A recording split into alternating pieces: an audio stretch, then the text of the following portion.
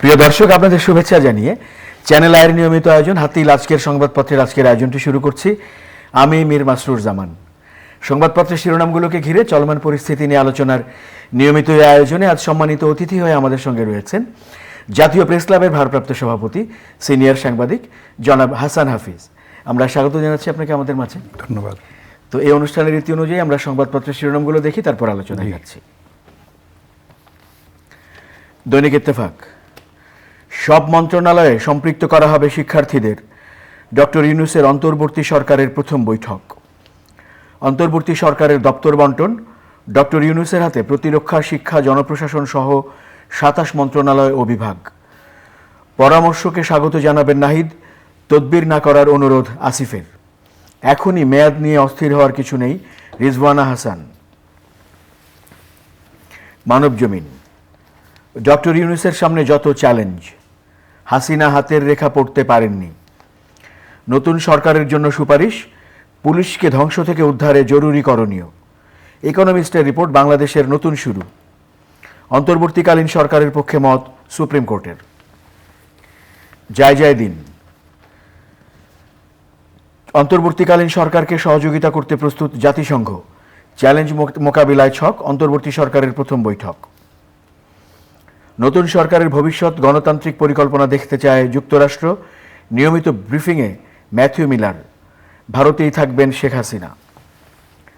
কালবেলা, আইন শৃঙ্খলা ও অর্থনীতিতে জোর।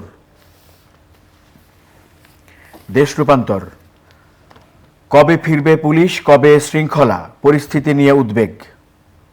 আজ সাইদের বাড়িতে যাচ্ছেন প্রধান উপদেষ্টা। খবরের কাগজ, আইন শৃঙ্খলা ও আর্থিক খাতে প্রাধান্য। নির্বাচন বিলম্বিত হলে গণতন্ত্র ক্ষতিগ্রস্ত হবে, Mirza Fakhrul Islam.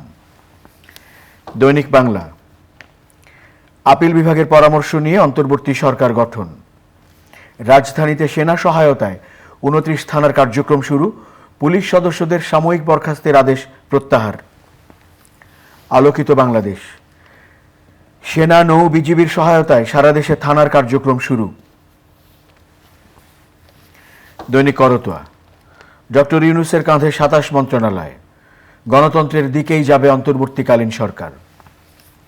The business standard, Yunus led interim government legal, supreme court. The financial express, interim government formed on, supreme court nod. শিরোনামগুলো দেখছিলাম দৈনিক সংবাদপত্রগুলোর। আজ প্রাধান্য পেয়েছে মূলত অন্তর্বর্তীকালীন সরকারের যে দায়িত্ব বন্টন।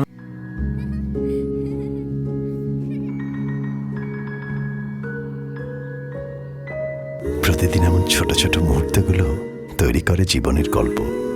Hatil, live and relive. হয়েছে মন্ত্রণালয়গুলোর দায়িত্ব বন্টন। আমরা দেখতে পাচ্ছি একাই ২৭টি মন্ত্রণালয়ের দায়িত্ব নিয়েছেন প্রধান উপদেষ্টা ডক্টর মোহাম্মদ ইউনূস। বাকি মন্ত্রণালয়গুলোর দায়িত্ব ভাগ করা হয়েছে এবং এক ধরনের নতুনত্ব আনা হয়েছে, সেটি হচ্ছে সবগুলো মন্ত্রণালয়ের সঙ্গেই সহকারী উপদেষ্টা হিসেবে আন্দোলনকারী অন্য ছাত্রনেতাদেরও যুক্ত করা হবে। এটা একটা নতুন ফিনোমেনন বাংলাদেশের পলিটিক্সে দেখা যাচ্ছে আর কি। পলিটিক্সেই তো বলবো, ছাত্ররা একটা গার্ড হয়ে, এবং ছাত্রদেরকে অভিবাদন প্রথমে আমি জানাই। এই যে একটা তারা বিপ্লব সংগঠিত করেছে, এই ঘুণে ধরা সমাজকে বদলানোর জন্য রাষ্ট্র সংস্কার তারা বলছে, তাদেরকে অভিবাদন জানাই, জনতাকে অভিবাদন জানাই, এবং বাংলাদেশ সেনাবাহিনীকেও তাদের সঠিক সিদ্ধান্তের জন্য তাদেরকে অভিবাদন জানাই। রক্তপাত থেকে তারা দেশকে রক্ষা করেছে, বৃহত্তর একটা গৃহযুদ্ধের দিকে দেশ চলে যাচ্ছিল, সেটা থেকে তারা রক্ষা করেছেন। সেই জন্যে নতুন একটা দিগন্ত উন্মোচিত হয়েছে আমাদের দেশে ৫০ বছরের পরে। আবার হয়তো এটা যদি ব্যর্থ হয় তাহলে হয়তো আরও ৫০ বছর অপেক্ষা করতে হতে পারে, কিন্তু আমরা সেটা চাই না। আমরা চাই একটা সুন্দর, সুশৃঙ্খল, একটা সত্যিকারের গণতান্ত্রিক একটা সমৃদ্ধ রাষ্ট্র, যেটার মধ্যে প্রত্যেক মানুষের, এই যে বৈষম্য বিরোধী ছাত্র আন্দোলন, বৈষম্য থাকবে না, সেইটার একটা নতুন একটা এভিনিউ তৈরি হয়েছে। আমরা সেটার দিকে গভীর আগ্রহ নিয়ে অপেক্ষমান থাকবো দেখার জন্য, এটার পরিণতি দেখার জন্য। আপনি যেমন শুরুতে বলছিলেন যে একটা নতুনত্ব, সেটা হচ্ছে যে আমরা জানি যে শিক্ষার্থীদের প্রতিনিধি অর্থাৎ বৈষম্য বিরোধী ছাত্র আন্দোলনের দুজন প্রতিনিধি এরই মধ্যে উপদেষ্টা পরিষদে আছেন, নতুন জিনিস, নাহিদ ইসলাম এবং আসিফ মাহমুদ, এবং অন্য ছাত্রদেরও যুক্ত করা হবে। আমরা যতদূর জেনেছি সহকারী উপদেষ্টা তারা একটা গার্ড হিসেবে থাকবে। তারা যদি ভুলভ্রান্তি করে, সমালোচনা করতে পারবে এবং ছাত্ররা কিন্তু থাকবে মাঠে, তারা মনিটর করছে এগুলি সব কিছু। এখনকার জেনারেশন এত ম্যাচিওর, তাদেরকে একসময় বলা হতো হাইব্রিড জেনারেশন, তারা সেটা মিথ্যা প্রমাণ করে দিয়েছে। এবং আপনি দেখেন যে একটা অদ্ভুত একটা জাগরণ, এই তারা যে রাস্তায় শান্তি শৃঙ্খলা রক্ষা করছে যে এবং পরিষ্কার করছে, এটা হাজার হাজার ঢাকা শহরে আজকে দেখেছি, আমি যে নিজে দেখেছি, তারা এইটা শৃঙ্খলা পালন করছে। ট্রাফিক পুলিশ নাই, আইন শৃঙ্খলা তো ভেঙে পড়েছে, একটা ললেসনেস আছে, সেটার মধ্যে দ্রুত যাতে স্বাভাবিকতা ফিরে আসে তারা কিন্তু প্রাণপণে সেটা চেষ্টা করে যাচ্ছে এবং একটা ভলান্টারিলি তারা সার্ভিসটা দিয়ে যাচ্ছে। এইটা একটা অভূতপূর্ব দৃশ্য এবং মানে এটা কন্টিনিউ করছে অনেক দিন ধরে এবং আরও করবে। তারা চাচ্ছে রাষ্ট্রের সংস্কার, সত্যিকার অর্থে যে তারা মিন করছে, তাদের প্রথম লক্ষ্য অর্জিত হওয়ার পরেও কিন্তু তারা সেটা অব্যাহত রাখছে। এইটা একটা ভালো জিনিস আমি বলবো। আমরা যেটা দেখছি যে আজ যে বৈঠকে আমরা জানি যে প্রথম প্রধান উপদেষ্টার নেতৃত্বে যারা রয়েছেন তারা সবাই জাতীয় স্মৃতিসৌধ এবং আমাদের শহীদ মিনারে, কেন্দ্রীয় শহীদ মিনারে শ্রদ্ধা নিবেদন করেছেন এবং তাদের প্রথম বৈঠকও তারা করেছেন। সেখানে একটি শিরোনাম আমাদের সামনে রয়েছে, আপনার সংবাদপত্র দৈনিক খবরের কাগজ, সেখানে আছে যে আইন শৃঙ্খলা ও আর্থিক খাতে প্রাধান্য। এটা তো একটা ঠিকমতো তারা শনাক্ত করেছে সমস্যাটা কি। প্রথমে তো আগে দেশে একটা শান্তি, স্বাভাবিকতা, শৃঙ্খলা নিয়ে আসতে হবে, স্থিতিশীলতা আনতে হবে। তারপরে ইকোনমিক যে একটা লস হয়েছে, বিরাট লস হয়েছে, তো এইটা দীর্ঘদিনের কারণে ব্যবসা বাণিজ্য বন্ধ থেকে সমস্ত স্বাভাবিক কার্যক্রম বন্ধ থেকেছে, রেমিটেন্স বন্ধ থেকেছে, সেগুলি উদ্ধার করতে হবে। এবং একটা আশার কথা যে ডক্টর ইউনূসের মতো ব্যক্তিত্ব, যাকে এক নামে সারা পৃথিবী চেনে, তো সেখানে আমরা একটা বড় প্লাস পয়েন্ট আমাদের সেই সংকটটা উত্তোলনের জন্য আমার মনে হয়। তো হ্যাঁ, তারা কাজ করে যাচ্ছেন। এবং মানে আপনি একটা জিনিস, আরেকটা নতুন জিনিস দেখবেন যে আবু সাইদ যে বিপ্লবী যে যোদ্ধা, সে নিজে যে শহীদ হয়েছে, এবং আমাদের দেশে কিন্তু অনেকে ঘটনাচক্রে শহীদ হয়, কিন্তু আপনি দেখবেন নূর হোসেন, আপনি দেখবেন শহীদ আসাদ, শহীদ আবু সাইদ, তারা কিন্তু মৃত্যু নিশ্চিত জেনে তারা লড়াইটা করেছে, বুক পেতে দিয়েছে বুলেটের কাছে। সেখানে কিন্তু আবু সাইদের পরিবারকে কিন্তু ডাকা হয়নি, ডক্টর ইউনূস নিজে যাচ্ছেন সেখানে। এগুলিও কিন্তু একটা ছোট ছোট কিন্তু গুণগত পরিবর্তন কিন্তু দেখবেন আপনি। আশা করা যায় মাত্র 2 দিনও হয়নি এই সরকার ক্ষমতা নিয়েছে, তো আস্তে আস্তে আমরা ইতিবাচক জিনিস দেখব। সেটার জন্যে একটা নিশ্চিত ব্যাপার আছে যে ছাত্ররা এটাকে মনিটর করছে, ছাত্ররা এটা গার্ড দিচ্ছে, সুতরাং উল্টাপাল্টা কিছু করলে তাদের খবর আছে আসলে। হ্যাঁ, আমরা এই সরকারের মেয়াদ কতদিন হবে এরকম আলোচনা যখন চলে, তখন আমরা একজন উপদেষ্টার বরাত দিয়ে, রিজওয়ানা হাসান, তার বরাত দিয়ে একটি সংবাদ শিরোনাম দেখতে পাচ্ছি, এখনই সরকারের মেয়াদ নিয়ে অস্থির হওয়ার কিছু নেই। আপনি কি বলবেন? এইটা তো তারা শপথ নেওয়ার 24 ঘন্টাও পার হন, এইটা তো আমি বলবো একটা অপরিপক্ক প্রশ্ন এবং অসময়োচিত প্রশ্ন, তাই না? তাদেরকে তো কাজ করতে দিতে হবে। 24 ঘন্টার আগেই যদি এই প্রশ্নটা করা হয় তাহলে তো এটা ঠিক হলো না। তাদেরকে তো অ্যাড্রেস করতে হবে, সমস্যাগুলি তো ফেস করতে হবে, তারপরে সেগুলি সলভ করতে হবে। এখনও কিন্তু পুলিশের মধ্যে বিদ্রোহ আছে, তাই না? সেখানে অনেক ন্যায্য দাবিও আছে তাদের, সেগুলিও ফয়সালা করতে হবে। সেখানেও কিন্তু বৈষম্য বিরোধী আন্দোলন হচ্ছে, পুলিশের মধ্যে কিন্তু অসন্তোষ আছে। পুলিশকে যেরকম রাজনৈতিকভাবে ব্যবহার করা হয়েছে, নির্লজ্জভাবে ব্যবহার করা হয়েছে, আবার মানে সত্যিকারের পুলিশও তো আছে এবং দেশপ্রেমিক পুলিশও আছে। তারা বলছে যে আমরা এইভাবে ব্যবহৃত হতে চাই না, কোনো রাজনৈতিক দলের হাতিয়ার হিসেবে আমরা ব্যবহৃত হতে চাই না। তাদের ন্যায্য কিছু দাবি আছে, আশা করব যে এই সরকার সেগুলি মেনে নেবেন। যে কারণে এই প্রসঙ্গটি আলোচিত হয়, মেয়াদের বিষয়টি, সেটি হচ্ছে মূলত যেহেতু একটি নির্বাচন করার প্রসঙ্গ সামনে রয়ে গেছে, সব দলের অংশগ্রহণ। এটা আপনি দেখবেন আমাদের খবরের কাগজে একটি, আমি সেটাই বলছিলাম যে আপনার সংবাদপত্রে নির্বাচন বিলম্বিত হলে মির্জা ফখরুল ইসলাম আলমগীরের, এইটা আমাদের ডেপুটি এডিটর এনাম আবেদিন সাহেব করেছেন। সেখানে উনি বলেছেন যে নির্বাচন যদি বিলম্বিত হয় তাহলে গণতন্ত্র ক্ষতিগ্রস্ত হবে। সেটা তো ঠিকই, কারণ এটা একটা অস্থায়ী সরকার, তো তাই না? তাদের কাজ হচ্ছে যে একটা শান্তি শৃঙ্খলা এনে রাষ্ট্রকে একটা সুন্দর একটা অবস্থানে দিয়ে, এবং এটা গণতান্ত্রিক একটা সরকার থাকবে, তারা সেভাবে ডিল করবে। এই ভিত্তিটা তৈরি করে দেবে এই অন্তর্বর্তী সরকার। তারা গণতন্ত্রটাকে এগিয়ে নিয়ে যাবে নির্বাচিত, সত্যিকারের নির্বাচিত ভোটাধিকারের ভিত্তিতে, মানে ন্যায্য অধিকার যেইখানে নিশ্চিত থাকবে, ভোটাধিকার নিশ্চিত থাকবে, অবাধ, সুষ্ঠু, সত্যিকারের নিরপেক্ষ নির্বাচন যেখানে হবে। আমরা তো অনেক বছর ভোটই দিতে পারি, রাতের ভোট হয়েছে, ডামি ভোট হয়েছে, তারপরে বিনা প্রতিদ্বন্দ্বিতার নির্বাচন হয়েছে, সেগুলি থেকে এই জাতি মুক্তি চায়। এগুলি কিন্তু দীর্ঘদিনের পুঞ্জীভূত কোটা, তো একটা ইস্যু মাত্র, কিন্তু এটার মধ্যে একটা একটা কিউমিলেটিভ এফেক্ট ছিল, সামগ্রিকভাবে একটা পুঞ্জীভূত ক্ষোভের বহিঃপ্রকাশ ঘটেছে এই জুলাই বিপ্লবের মধ্যে। তারা ৩৬ জুলাই স্বাধীনতা, দ্বিতীয় স্বাধীনতার কথা বলছে, এবং ডক্টর ইউনূস যথার্থই বলেছেন যে এই ছাত্ররা যেই কাজ করে দেখিয়েছে সমগ্র বিশ্ব তাদের কাছ থেকে শিখবে। এইটা একটা কত বড় অর্জন, তাই না? আমাদের 18 কোটি দেশ, এবং 18 কোটি দেশ এই পরিবারকে, এই জনগোষ্ঠীকে উনি একটি পরিবার বলেছে। এখানে সমস্ত সবার প্রতি আমাদের শ্রদ্ধাশীল থাকতে হবে।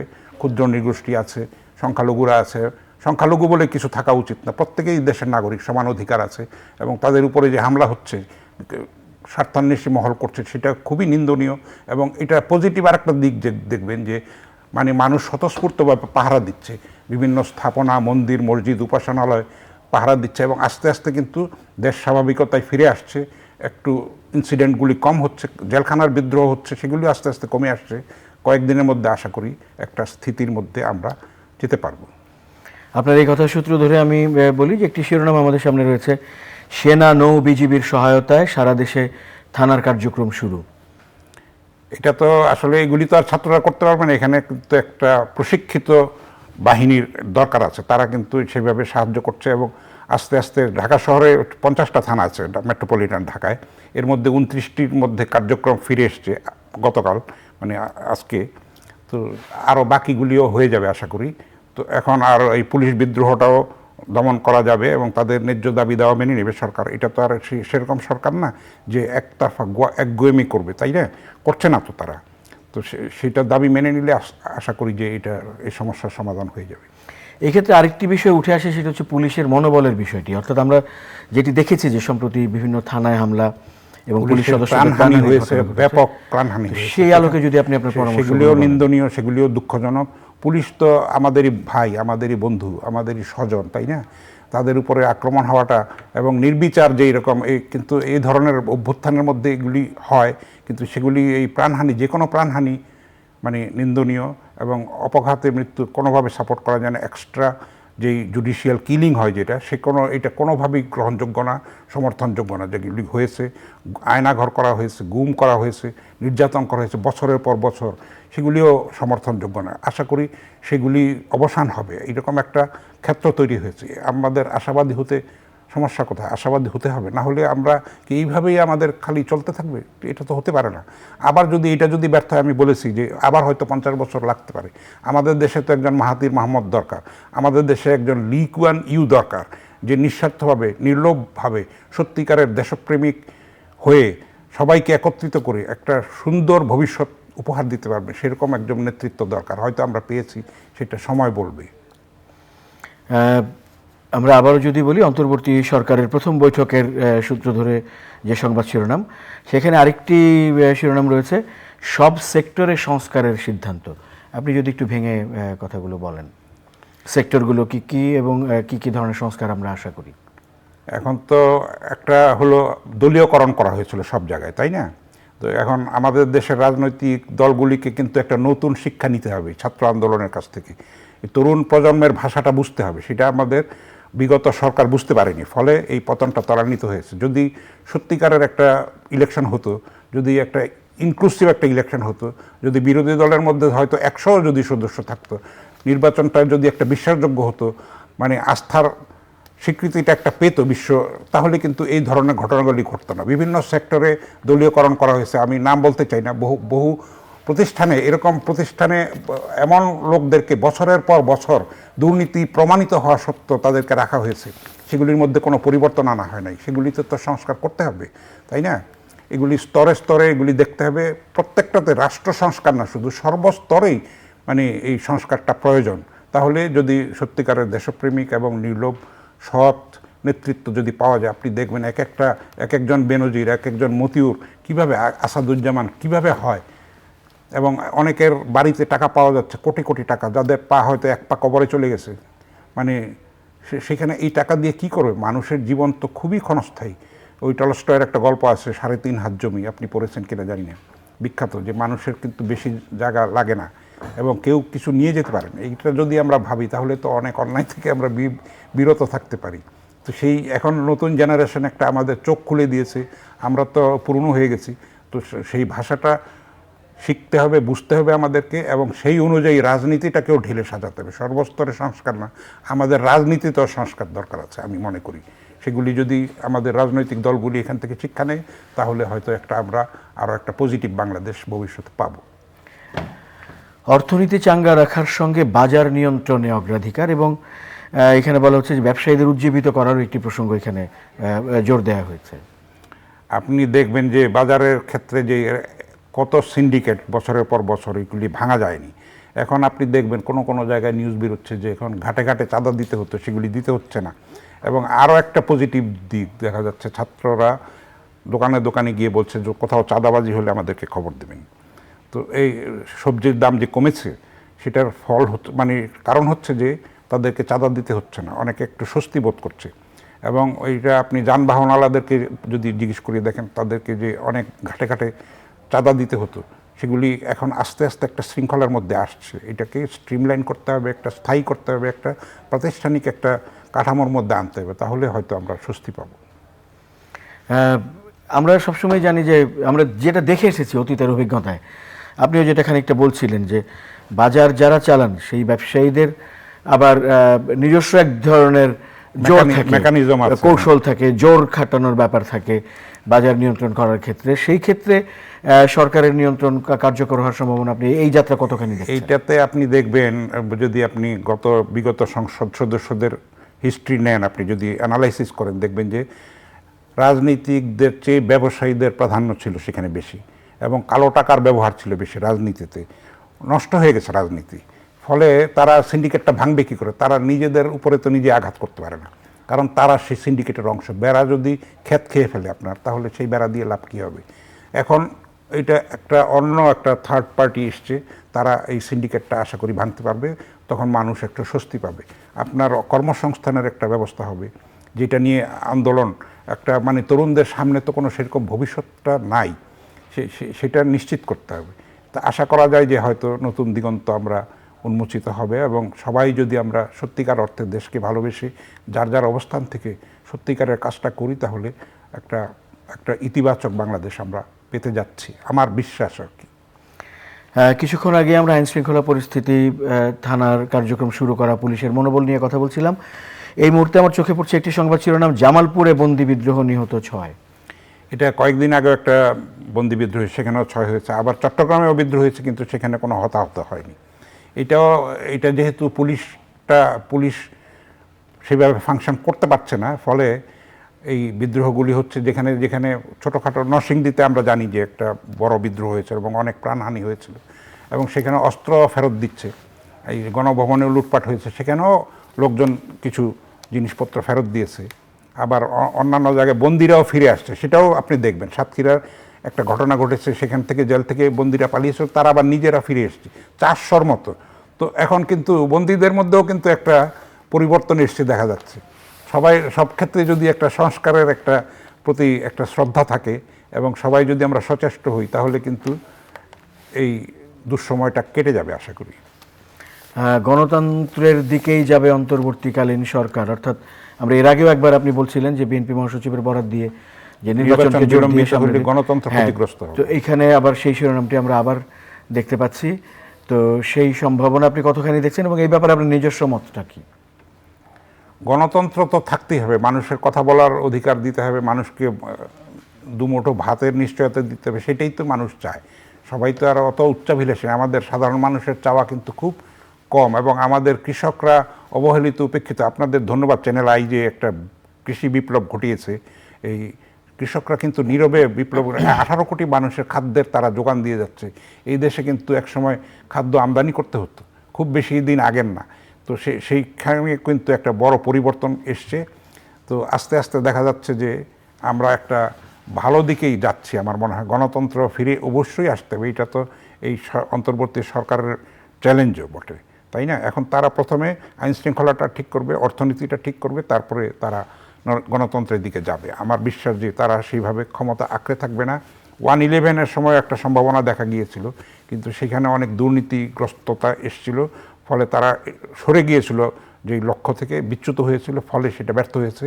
আশা করি এইবার সেই ব্যর্থতা হবে না। একটা জাতি বারবার, এটা নেশন কান্ট অ্যাফোর্ড যে প্রত্যেকবারই ব্যর্থ হবে। আমি বলেছি যে এটা যদি ব্যর্থ হয় হয়তো আবার আরও 50 বছর লেগে যেতে পারে। তো আমরা সরকারের যত চ্যালেঞ্জ বলে একটি শিরোনাম রয়েছে আমাদের সামনে, আমি যদি এটার উপশিরোনামগুলো একটু ভেঙে বলি: আইন শৃঙ্খলা বাহিনী পুনর্গঠন ও সামাজিক স্থিতিশীলতা নিশ্চিত করা, প্রশাসন ও বিচার বিভাগের পুনর্গঠন এবং সংস্কার, অর্থনীতিতে গতি ফেরানো এবং দ্রব্যমূল্য নিয়ন্ত্রণ, আর্থিক দুর্নীতি, লুটপাট ও অর্থ পাচারের বিরুদ্ধে ব্যবস্থা, শিক্ষা, স্বাস্থ্য, যোগাযোগ ব্যবস্থা ও স্থানীয় সরকারের স্বাভাবিক গতি ফেরানো, ভেঙে পড়া রাষ্ট্র কাঠামোর সর্বাত্মক সংস্কারের উদ্যোগ, আস্থার ভিত্তিতে বিশ্বাসযোগ্য ও অংশগ্রহণমূলক নির্বাচনের মাধ্যমে গণতান্ত্রিক প্রক্রিয়া পুনঃপ্রতিষ্ঠা। এই যে চ্যালেঞ্জগুলোর কথা আমরা শুনলাম, এই চ্যালেঞ্জগুলো এই অন্তর্বর্তীকালীন সরকার যেটি গঠন করা হয়েছে তার মাধ্যমে মেটানো কতটা সহজ কিংবা জটিল হবে আপনি মনে করেন? জটিল তো হবে, সহজ হওয়ার কথা নয়, কারণ এগুলি অনেক দিনের সমস্যা। এটা রাতারাতি এটার কোনো সলিউশন হবে না, একটু সময় তো তাদের দিতে হবে। এবং ছাত্ররা আছে একটা গার্ড হিসেবে আছে, সুতরাং সেখানে তাদের বিচ্যুত হওয়ার সম্ভাবনা আমি দেখি না। এটা একটা ভালো দিক। হ্যাঁ, তার আপনি দেখবেন যে ছাত্র সংসদগুলির নির্বাচন হয়নি বছরের পর বছর, তাই না? সেগুলি কিন্তু হতে পারত, তাইলে একটা নতুন নেতৃত্ব, একটা পরিশীলিত নেতৃত্ব একটা প্রসেসের মধ্যে দিয়ে আসতো, কিন্তু সেটা হয়নি। সেখানে ছাত্র রাজনীতিও কলুষিত হয়ে গিয়েছিল, সেখানেও দৌরাত্ম্য হয়েছে, সেখানেও ক্ষমতার অপব্যবহার হয়েছে, তা ছাত্ররা ব্যবহৃত হয়েছে। সেইগুলি যদি অবসান হয় তাহলে ছাত্র শক্তি তো হলো ভবিষ্যতের শক্তি, তাই না? তারাই তো দেশটা চালাবে। তো তাদের মধ্যে তারা দেখিয়ে দিয়েছে যে সত্যিকারের দেশপ্রেম কাকে বলে। আপনারা কেউ বলতে পারে যে এই অভ্যুত্থানের পরেই তাদের কাজ শেষ হয়নি, কিন্তু এখনও তারা সত্যিকারের তারা মিন করেছে যে রাষ্ট্র সংস্কার করতে হবে। এখন ট্রাফিক পুলিশ নাই, পুলিশের বিদ্রোহ, এই সময়ের মধ্যে কিন্তু তারা সেই দায়িত্বটা পালন করছে, সাধ্যমতো পালন করছে। ঘন্টার পর ঘন্টা রাস্তায় দাঁড়িয়ে, তারপরে সব জায়গায় পাহারা দিয়ে, রাত জেগে পাহারা দিয়ে তারা এইসব রক্ষা করছে। শান্তি শৃঙ্খলা ফিরিয়ে আনার জন্য তারা প্রাণপণ চেষ্টা করে যাচ্ছে। এইটার জন্য তো তাদেরকে সেলিউট দিতেই হবে। সুতরাং একটু সময় লাগবে, খুব সহজ হবে না এগুলি করার। আর আরেকটা নিউজ আপনি পড়েছেন যে প্রধান উপদেষ্টার কাঁধে 27টি মন্ত্রণালয় এবং বিভাগের দায়িত্ব। তো এগুলি অনেকে মনে হতে পারে যে উনি অনেকখানি বোধহয় নিয়ে নিয়েছেন নিজের হাতে। 3 জন উপদেষ্টা কিন্তু এখনও পর্যন্ত শপথ নেননি, তারা পাবেন, এবং এইটাকে আরও সম্প্রসারণ করা যাবে এই অন্তর্বর্তী সরকারের এই উপদেষ্টা মণ্ডলীকে আর কি। এখন তো মন্ত্রী বলা যাবে না, উপদেষ্টা তারা। সুতরাং তখন আস্তে আস্তে কাজটা হয়ে গেলে, আর এর মধ্যে অনেক অভিজ্ঞ আছেন মানুষ, তাই না? ডক্টর ইউনূস যেহেতু একজন এত বড় খ্যাতনামা ইকোনমিস্ট, তাই না?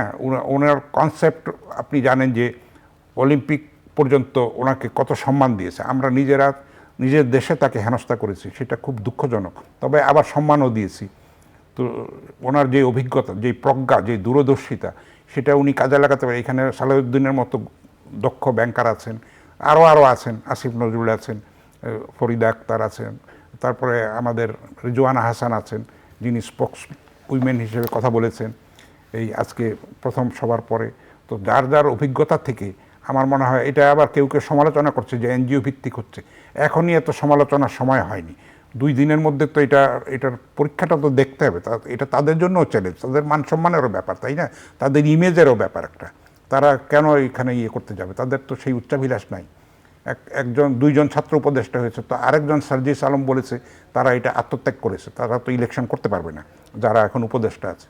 তো এখন আমাদের অপেক্ষা করতে হবে এবং সাহায্য করতে হবে যার যার ক্ষেত্র থেকে এই চ্যালেঞ্জটা মোকাবেলার জন্য। এটা তো তাদের চ্যালেঞ্জ না শুধু, এটা পুরা জাতির চ্যালেঞ্জ, তাই না? একটা যে ট্রানজিশনটা হলো, একটা বাকবদল হলো রাজনীতির, এবং নতুন রাজনীতির সবক নেওয়ার জন্য আমি বলবো রাজনীতিকরা এখান থেকে শিক্ষা নিতে হবে এবং নতুন প্রজন্মের ভাষাটাকে বুঝতে হবে। সেটা বুঝতে পারে নাই বলেই আগের সরকার বুঝতে পারেনি যে কোনখানে কি হচ্ছে। একটা বিরাট বড় গ্যাপ ছিল, ফলে এই সমস্যাটা হয়েছে। হ্যাঁ, আমরা এই ধরনের পরিস্থিতি যখন তৈরি হয় তখন আন্তর্জাতিক মহলের দিকে নজর থাকে। সেক্ষেত্রে একটি শিরোনাম: অন্তর্বর্তীকালীন সরকারকে সহযোগিতা করতে প্রস্তুত জাতিসংঘ এবং আমেরিকাও বলেছে, ভারতও বলেছে অতি দ্রুত। এটা ভারতের অভিনন্দন পাওয়া গেছে, চীনের পাওয়া গেছে, ইউর পাওয়া গেছে। এইটাও একটা পজিটিভ লক্ষণ, তাই না? কারণ সরকার ছিল না, পুলিশ ছিল না, এখন আস্তে আস্তে সব হচ্ছে, সব আন্তর্জাতিক মহলের নজরদারির মধ্যে আমরা আছি, তাই না? এখন তো বিশ্ব একটা গ্লোবাল ভিলেজ, আপনি জানেন একটা গ্রামের মতো বিশ্বগ্রাম, তার আমরা অংশ। এখন বিচ্ছিন্ন আমরা থাকতে পারি না। আমরা মানে আন্তঃসম্পর্কটা খুব জরুরি, একজনের উপরে আরেকজন নির্ভরশীল। ফলে এইটা এখনও পর্যন্ত পজিটিভ যেই ছাড়াটা পাওয়া যাচ্ছে। আশা করি যেই আমাদের ইকোনমিক ক্রাইসিস সামনে আছে সেগুলি মোকাবেলা করার জন্য বিশ্ব সম্প্রদায়ের সহায়তা আমরা পাবো। অনেক অনেক ধন্যবাদ জনাব হাসান হাফিজ আজকে আমাদেরকে সময় দেওয়ার জন্য, অনেক ধন্যবাদ এবং আপনার আলোচনার জন্য। প্রিয় দর্শক, আপনাদেরও ধন্যবাদ সঙ্গে থাকার জন্য। চ্যানেল আয়ের নিয়মিত আয়োজন হাতির আজকের সংবাদপত্রের আজকের আয়োজনটি এই পর্যন্তই। ভালো থাকবেন সবাই, শুভরাত্রি।